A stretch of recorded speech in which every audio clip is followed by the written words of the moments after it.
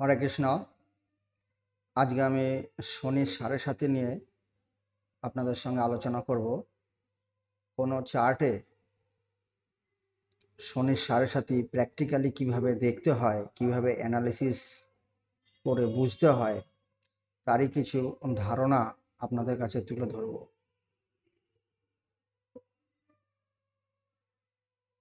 প্রথমত, শনি সাড়ে সাথী নিয়ে আমাদের সমাজে নানা রকম কথা আমরা শুনতে পাই।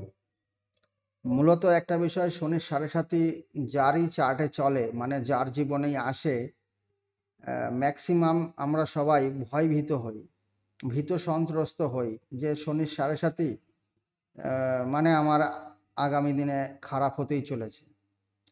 এই ধারণাই আমাদের সমাজে প্রচলিত, এবং জ্যোতিষ চ্যানেল খুললে পরে ম্যাক্সিমাম এইসব নিয়েই আলোচনা হয়, শনির সাড়ে সাথী, মাঙ্গলিক।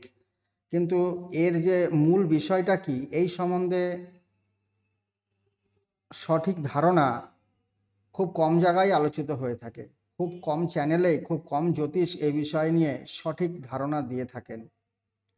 তাই আজকে আসুন আপনাদের সামনে আমি শনির সাড়ে সাথী প্র্যাকটিক্যালি কি করে বুঝবো, বিশেষ করে যারা জ্যোতিষ সম্বন্ধে রুচি রাখেন, জ্যোতিষ শিখতে চান, তাদের জন্য এই ভিডিওটা বিশেষ উপযোগী হবে, উপকারী হবে।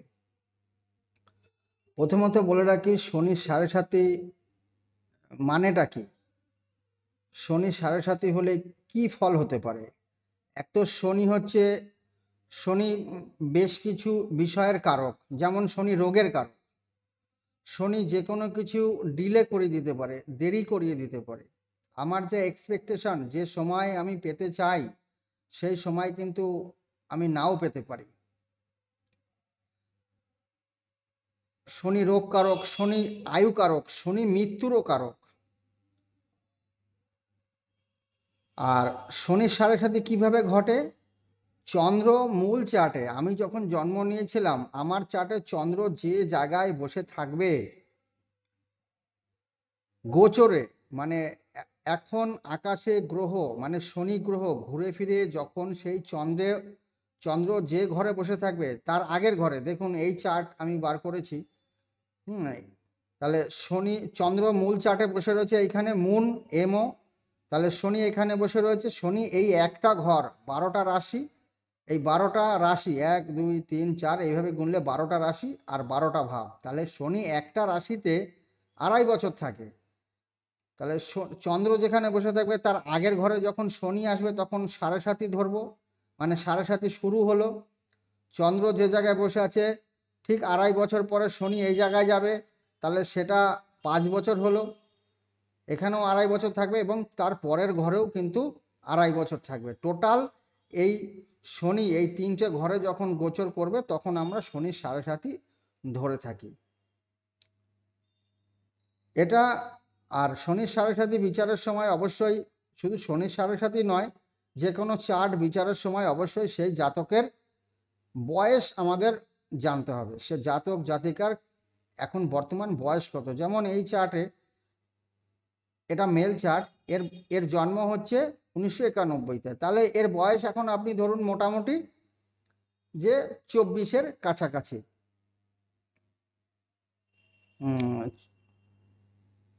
মোটামুটি 24 নয়, মোটামুটি 9 বছর, আর ওদিকে হচ্ছে 23, মোটামুটি 33-এর কাছাকাছি।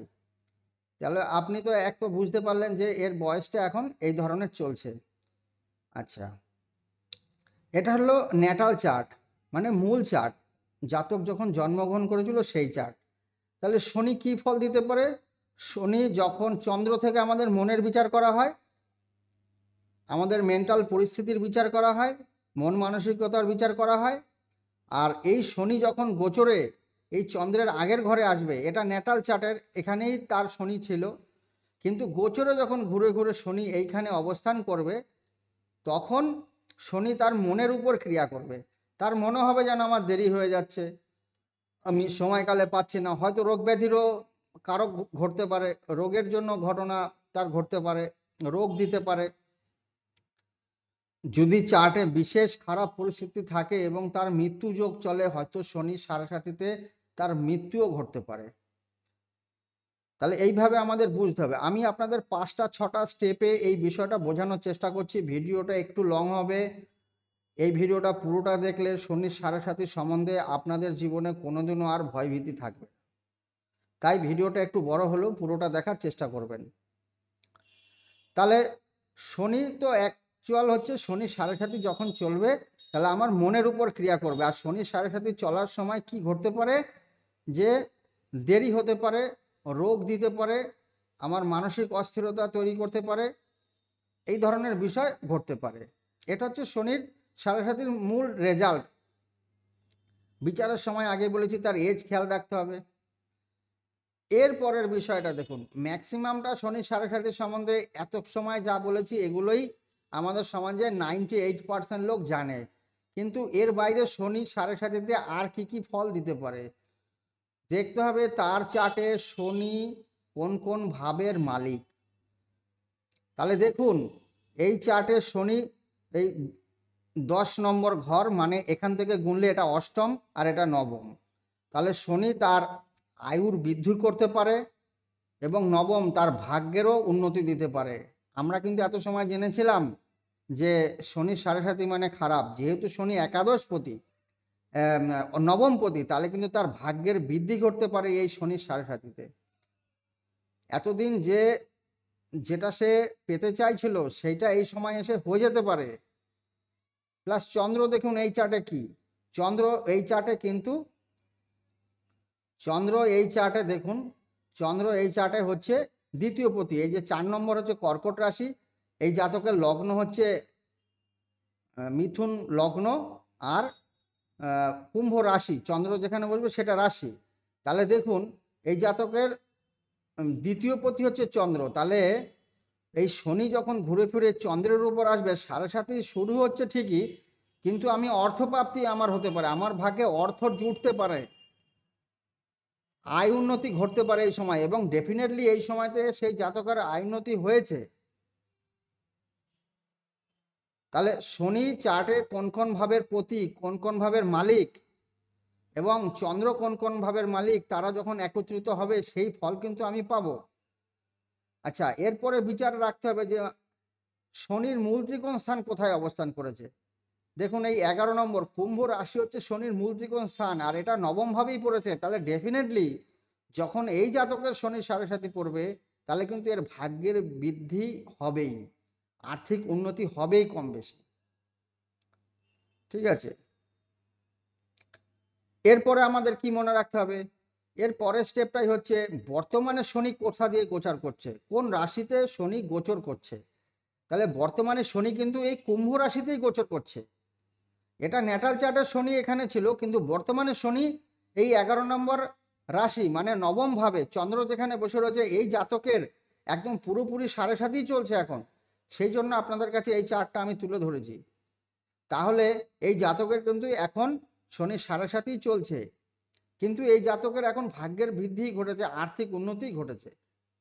আচ্ছা, এত সময় পর্যন্ত আপনাদের কি কি বললাম, যে শনি সাড়ে সাথী যখনই চলবে সবার আগে সেই জাতকের এজ খেয়াল করো। তারপরেই হচ্ছে যে শনি কি রেজাল্ট দিতে পারে সেই এজ অনুযায়ী, সেই জাতক কিংবা জাতিকার।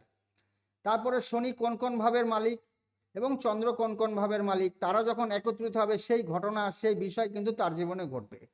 তারপরে কি বললাম, শনির মূল ত্রিকোণ স্থান কোথায়। শনির মূল ত্রিকোণ স্থান নবমে। যদি শনির মূল ত্রিকোণ স্থান এই অষ্টমে হতো, তাহলে এই সময় তার রোগ ব্যাধি বৃদ্ধি পেত, আয়ু ক্ষয় হতে পারতো। যদি শনি তার যদি মৃত্যুর সমতুল্য সময় চলে আসতো, হয়তো মৃত্যুও ঘটতে পারতো।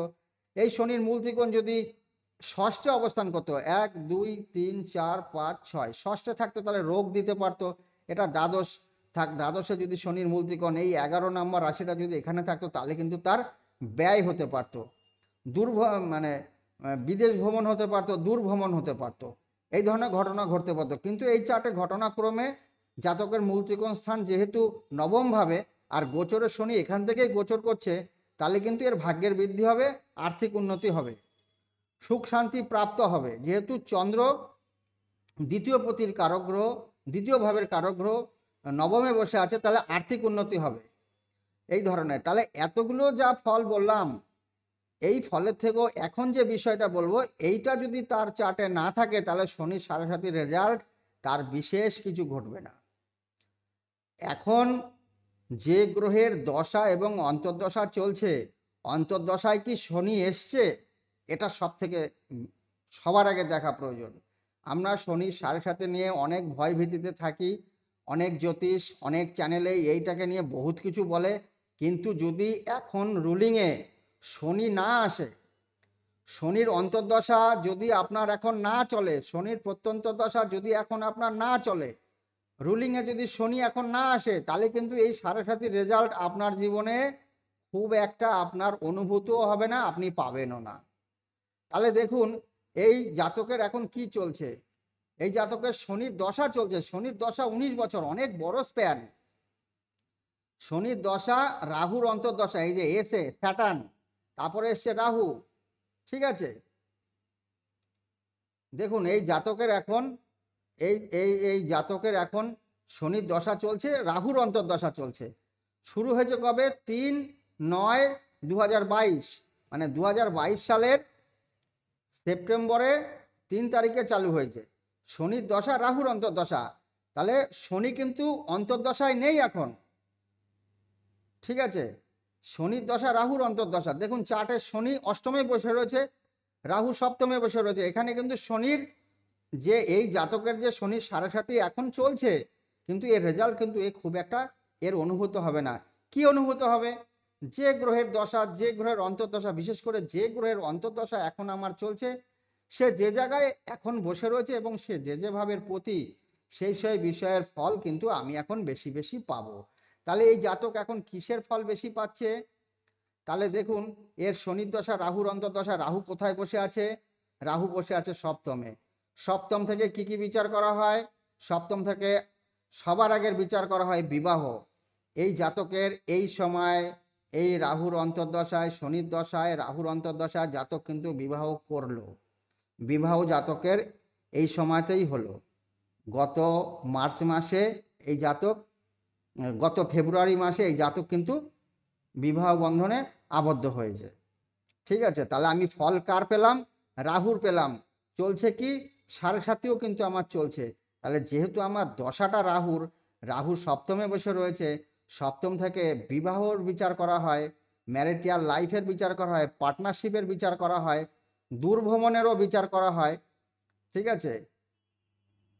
তাই এই সময় কিন্তু আমার সেই জাতকের কিন্তু বিবাহ হলো, ঠিক আছে। তাহলে আমি ফলটা কি পেলাম?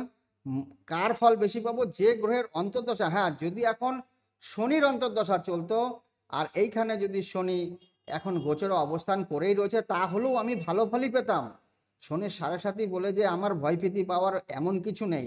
হ্যাঁ, যেহেতু শনি এই অষ্টম ভাবেরও মালিক, মকরেরও মালিক, তাই কিছু বাধা বিঘ্ন আমার থাকতো, কিন্তু শনির অন্তর্দশা যদি আসতো তাহলে আমার ভালো রেজাল্ট হতো। কিন্তু এখন আমার কে রুলিং করছে? রাহু রুলিংয়ে আছে।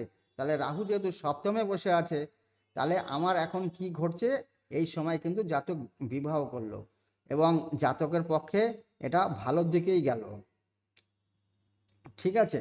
তাই শনির সাড়ে সাথে নিয়ে অযথা ভয়ভীতি হওয়ার কোনো কারণ নেই। আগে দেখুন যে আপনার অন্তর্দশায় এখন কি শনি এসছে, প্রত্যন্ত দশায় কি শনি এসছে, যদি আসে তাহলেই ভাবুন। তারপরে দেখুন যে শনি কোন জায়গায় অবস্থান করেছে, এই সাড়ে সাথে আপনার জন্য কি রেজাল্ট দিতে পারে। এমনিও পঞ্চম এবং নবমে শনির সাড়ে সাথে রেজাল্ট খুবই নগণ্য পাওয়া যায়, অত বেশি প্রেশার তার মাথায় থাকে না।